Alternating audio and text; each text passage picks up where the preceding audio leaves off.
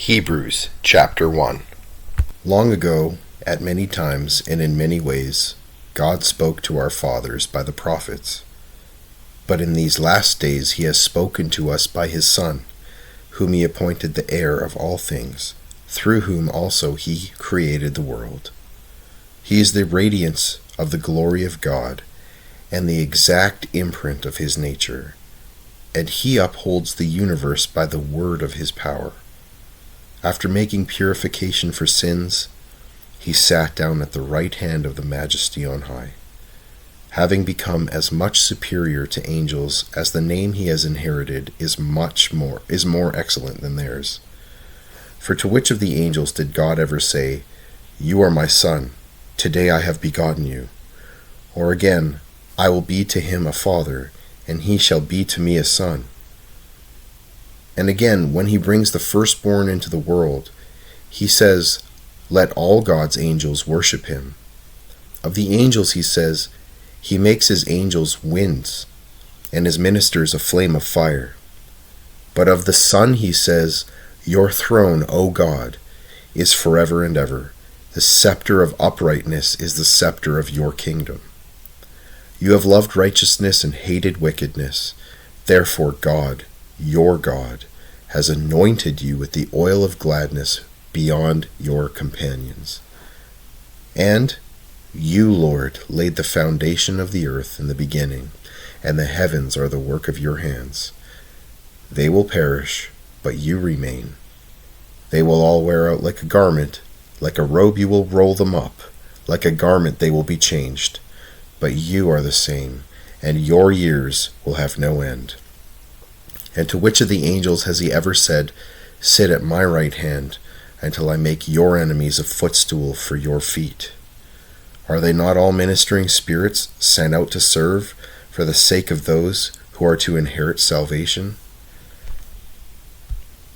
So my couple thoughts on this are, first and foremost, it seems as though it's important for these readers, for the people who receive this letter, to realize that angels are not higher than Jesus. I suppose that this teaching snuck in a fascination or obsession with angels into the church. And so he's actually making the case to a people, hey, the Son of God is actually, from the beginning of time, higher than anyone else, a name much more superior than angels, making the case that the Son of God was spoken of throughout the Old Testament. All of these quotes are from the Old Testament, and in fact they are not necessarily references that you or I would make concerning the Son of God. But I think there's a teaching in here for us that every bit of Scripture is prophetic. Every bit of it.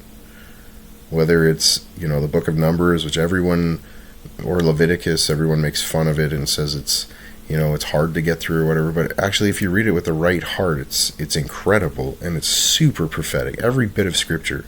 So even, like, for example, it says, "I will be to him a father, and he shall be to me a son," is like something that God spoke to David about Solomon. And yet here's the writer of Hebrews speaking, saying that was actually about Jesus. So anyways, making the case that the Son of God is actually, equal to God and higher than angels, with a name above every other name. And then the other thought I had was, I love what it says right here, that actually there's two things here. In these last days he's spoken to us by his Son, whom he appointed the heir of all things, and through whom also he created the world, which is affirming what John wrote in John chapter 1, that out of everything that was made, nothing was made that wasn't made through him, through Jesus, and making him preeminent. He is pre-existent before the creation of the world, Jesus is not created, and after making purification for sins, he sat down at the right hand of the Majesty on high. So he's the beginning and the end. Like, that's pretty amazing. And also this one last thought is, I love this. He is the radiance of the glory of God. The radiance of the glory of God. The shining, the face of the manifest presence of God, and the exact imprint of his nature. Sounds like the image of God. Sounds like that is a theme throughout Scripture. And he upholds the universe by the word of his power. So that's pretty incredible, because it says that throughout the New Testament, especially in Paul's writings, that he is the visible image of the invisible God. And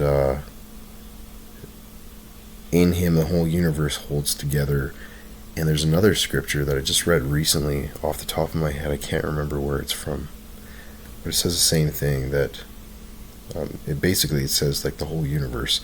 Oh, by the word of his power is what I read. I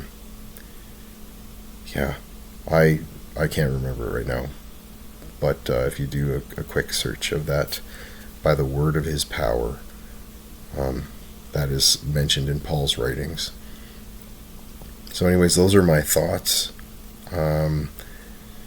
I guess one last thing is that since that's who he is, we see that in 1 John, I believe it's either chapter 4 or chapter 5, it says, as he, Jesus is, as he is, so are we on this earth. And he is the radiance of the glory of God and the exact imprint of his nature. That's his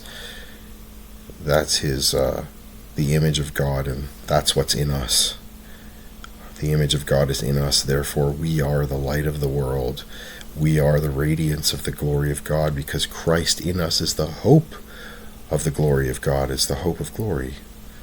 And and he's the exact imprint of his nature, and it says that we partake in his divine nature, therefore we are also, if we are in his image, we're the exact imprint of his nature, because God does not have a face and body, but we can look like him, so that must mean our nature. Okay, so those are my thoughts, and up next will be, in this series, will be Hebrews chapter 2.